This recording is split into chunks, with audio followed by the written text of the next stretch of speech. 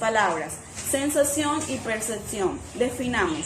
Sensación es aquel sentimiento que experimentamos como respuesta a la información recibida a través de los órganos sensoriales, es decir, es como una impresión que producen los objetos en nuestros sentidos. Por otra parte, percepción es la manera en que nuestro cerebro organiza estos sentimientos para así ser procesados, interpretados y reconocerlos. Esto proviene de combinar las sensaciones con la memoria de acuerdo a experiencias anteriores. Ahora sí, ¿qué es sensopercepción? Es el proceso realizado por el sistema nervioso central y los órganos sensoriales de manera conjunta, donde captamos los estímulos externos para así ser procesados e interpretados por el cerebro. Ya que hablamos de sensopercepción, podemos entrar en qué relación tiene con el aprendizaje, que es el tema que junto con mis compañeros trataremos. Antes de esto definamos qué es aprendizaje. Aprendizaje es la adquisición de conocimientos, habilidades, valores y actitudes mediante el estudio, la enseñanza o la experiencia. En las primeras etapas de vida, los bebés comienzan a relacionarse con el mundo y aprenden a través de los estímulos que captan sus sentidos. Sienten curiosidad por los objetos externos con los que entran en contacto, cuando huelen, tocan, escuchan, se llevan a la boca para así conocerlos y experimentar sensaciones. Todas estas contribuyen a su educación y duran el resto de las etapas vitales del niño.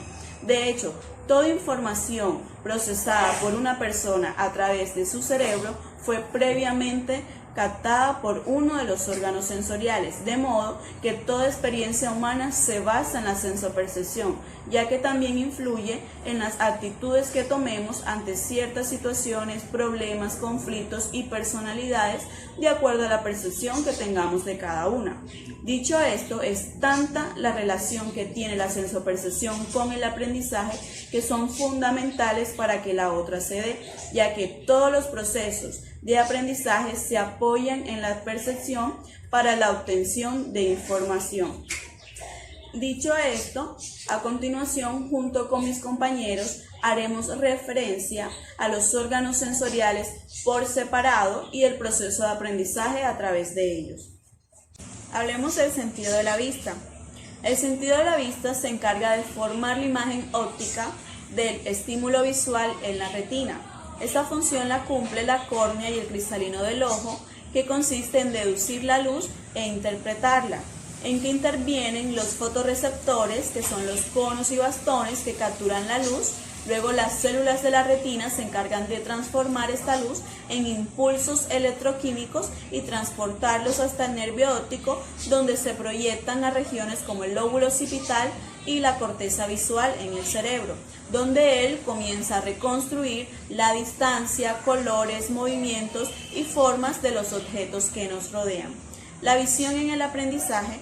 La visión es la capacidad de comprender lo que vemos. Es un proceso dinámico de organización, interpretación y comprensión, ya que entre más visual es la información que se nos dé, mayor son las posibilidades de que ésta sea reconocida, guardada en la memoria y recordada, puesto que durante la etapa educativa, gran cantidad de información nos llega a través de los ojos, ya que si se detecta una dificultad visual en el niño, esto traduce a un bajo rendimiento en el colegio y desencadenará problemas futuros. Los ojos contribuyen en un 80% al aprendizaje, siendo el mayor receptor de conocimientos a la hora de aprender, ya que abarca una gran mayoría del entorno que nos rodea y también lo que se nos muestre de él, aportando así al desarrollo cognitivo del cerebro. Hablemos del sentido de la escucha. El oído es un órgano importante, pues nos permite escuchar, oír, pero también detecta el equilibrio de la cabeza, en el cual nos da conciencia de nuestra postura, siendo nuestro receptor en la comunicación oral y el que nos alerta de sonidos cercanos. Oír es hablar, ya que es la manera de cómo aprendemos a hacerlo. La percepción auditiva se puede definir como la capacidad para recibir e interpretar la información que llega a nuestros oídos mediante las ondas de las frecuencias audibles transmitidas por el aire u otro medio. Los procesos de sensopercepción auditiva son similares a la de la visión. El recién nacido no suele oír, aunque el oído irá afinando su capacidad progresivamente, haciendo que el bebé sea sensible a la intensidad de sonido. Los ruidos fuertes le provocan malestar y sonidos como la voz de la madre o la música los relajan. El sentido auditivo desarrolla la habilidad para percibir adecuadamente los sonidos, discriminar e imitar el ritmo. El timbre de los ecos existente en el ambiente y es la base para el futuro del desarrollo del lenguaje del niño y de la niña. De igual forma, en este sentido el bebé ya puede percibir ecos en el útero de la madre, mediante la voz y la comunicación humana, entre otros sonidos. Sin embargo, es necesario descartar la importancia del oído como la principal vía que tiene el niño para aprender acerca del lenguaje. Otro factor que le estimula al pequeño es la música, que es fundamental en el desarrollo auditivo, ya que es deseable que el niño se acostumbre desde los primeros meses. Hablemos del sentido del olfato. Aunque muchos consideran el olfato como un sentido poco desarrollado en los humanos, es no obstante de gran importancia y complejidad, ya que es el encargado de captar los olores que nos rodean y convertirlos en impulsos nerviosos y transmitirlos al cerebro para que los interprete. Se puede mencionar que las partes que los componen son la nariz, las ramificaciones nerviosas, el bulbo olfatorio, el nervio olfatorio y la pituitaria amarilla. En la nariz, que es el órgano de los olores, está compuesta por dos cavidades llamadas fosas nasales y el tabique nasal. Y es aquí donde empieza todo el proceso de este sentido. ¿Cómo funciona? Los cuerpos que producen olor desprenden una serie de partículas que entran por la nariz, se pegan en la mucosa del interior y se transforman en una reacción química en impulsos eléctricos a través del nervio olfatorio. Llegan al cerebro, luego el cerebro reconoce la sustancia que olemos y por ende puede que sucedan algunos trastornos en este sentido, ya sea por mal proceso o por mal nacimiento, depende de la cuestión. Pueden sucederse trastornos como la anosmia, la hiposmia, la hiperosmia, la parosmia, la fantosmia, y encontramos cierta relación entre el olfato y la memoria, que los olores pueden servirnos de referencia para saber en qué lugar nos encontramos, por ejemplo, si estamos cerca de la playa. También nos indica qué comida se está haciendo cerca, si un lugar se ha limpiado recientemente o si alguien ha venido a visitarnos, incluso antes de verlo o escuchar su voz. Esto se ve que los olores están estrechamente vinculados a la memoria. ¿Cómo aplicar los olores al aprendizaje? Lo que hemos visto hasta ahora deja claro que hay una estructura de relación entre lo que olemos y lo que aprendemos. Esto se puede ver dentro de los estudiantes. Hay algunas materias complejas y con datos difíciles de memorizar. Crear conexiones entre lo que se huele y lo que se estudia puede ser de gran ayuda, igual que recuerdan los detalles de la niñez. Con tan solo percibir un olor es más que posible que se puedan memorizar muchas cosas y así al aprenderla utilizamos un aroma concreto. El gusto es el sentido a través del cual se detectan las moléculas químicas que entran en contacto con el agua de la saliva. Los receptores se estimulan por productos químicos en disolución dentro de la boca, aunque la mayor parte del sentido del gusto se encuentra en la lengua, en las llamadas papilas gustativas. Con ello podemos diferenciar los sabores como dulce, salado, amargo y ácido. En la primera infancia es la etapa donde este sentido se afianza más significativamente, aunque este sentido comienza a desarrollarse en la etapa embrionaria. A través del líquido amniótico, el bebé va descubriendo los diferentes sabores que su mamá ingiere y estas experiencias gustativas prenatales pueden determinar en parte las preferencias posteriores del bebé hacia algunos alimentos. Antes de nacer, el bebé sigue aumentando su experiencia sensorial del gusto a través de la leche materna. Este sentido se debe estimular en los niños a muy temprana edad, ya que según la teoría de Sigmund Freud, en la etapa oral, que es la primera etapa de la vida, se crea el vínculo con la madre y el bebé debe ser objeto de deseo para tener un buen desarrollo cognitivo, físico y mental, para que de esta forma se dé correctamente el proceso de aprendizaje. Hablemos del tacto y su relación con la sensopercepción y el proceso de aprendizaje, pero primero debemos definir qué es el tacto. El tacto es aquel que nos permite a los organismos vivos percibir cualidades de los objetos tales como su temperatura, presión, textura o dureza, y este se encuentra principalmente en la piel, pero también lo hallamos en las terminaciones nerviosas internas, por lo que podemos sentir cambios en la temperatura o sentir dolor. Y esto lo convierte en el más importante de los 5 sentidos, ya que nos permite percibir los riesgos para nuestra salud. También cabe recordar que la sensopercepción es el proceso por el cual por el cual captamos estímulos de nuestro ambiente, de nuestro entorno, y para que estos sean procesados e interpretados a nivel cerebral. Que gracias al tacto podemos aprender sobre nuestro propio cuerpo, ya que nos permite desarrollar habilidades tales como la motricidad, como la propiocepción, que es la capacidad que tiene cada individuo de saber dónde comienza y termina su propio cuerpo.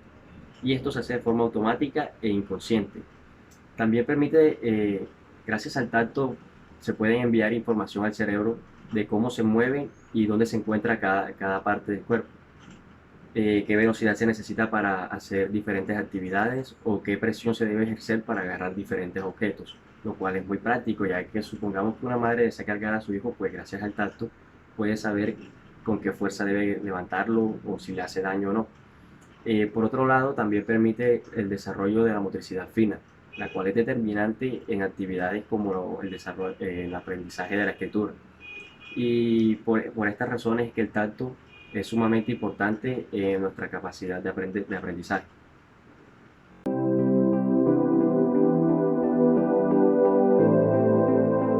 Quiero mandar un saludo a todos los estudiantes de la Universidad del Atlántico y especialmente a los que están tomando este curso en este momento. Pues bueno, me presento, mi nombre es Gabriel Gutiérrez, soy psicólogo y en esta oportunidad les voy a hablar acerca de la relación que existe entre la percepción y el aprendizaje. Bueno, el fenómeno de la percepción es interesante, puesto que es el fenómeno que nos permite a los seres humanos darle un significado a la realidad. ¿Bien? Si bien generalmente cuando hablamos de percepción nos vamos a lo que es visual, a lo que vemos y demás, no solo la percepción tiene que ver con lo visual, tiene que ver con cada uno de los sentidos mediante los que nos conectamos con nuestro entorno. ¿Bien? Entonces, lo que es un estímulo que quizá para una persona es agradable, es significativo, para otra no significa lo mismo. Bien, siguiendo este principio, podemos darle una relación con el proceso de aprendizaje de cada quien. Por ejemplo, en un aula de clase tenemos personas que pueden aprender de manera muy significativa simplemente teniendo un texto para leer y ya adquieren ese aprendizaje y se apropian de él. ¿Bien? Sin embargo, como seguro a muchos les pasa o nos ha pasado, esta manera no es suficiente para nosotros, sino que tal vez aprendemos mejor cuando, por ejemplo, articulamos más con nuestro sentido auditivo y, digamos, el contenido lo convertimos en una canción. Podría citar, no sé, cuando en el jardín de niños a los niños les enseñan a lavarse las manos con una canción, a las vocales con una canción, etc. ¿Bien?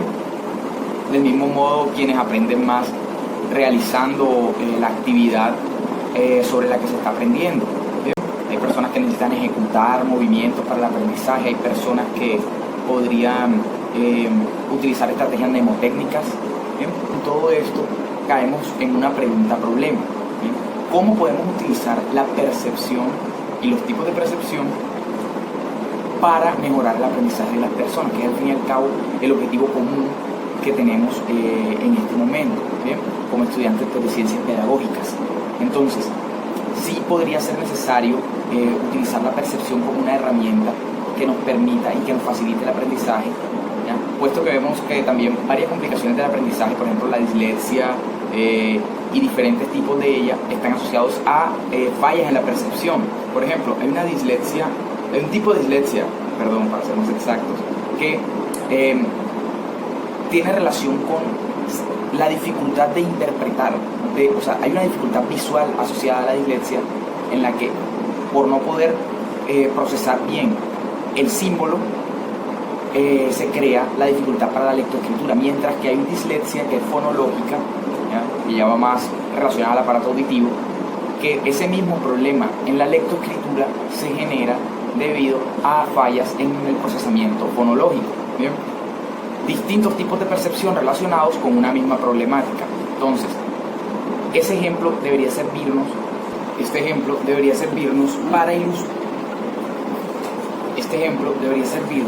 para ilustrar cómo están tan estrechamente relacionados la percepción con el aprendizaje. ¿Bien?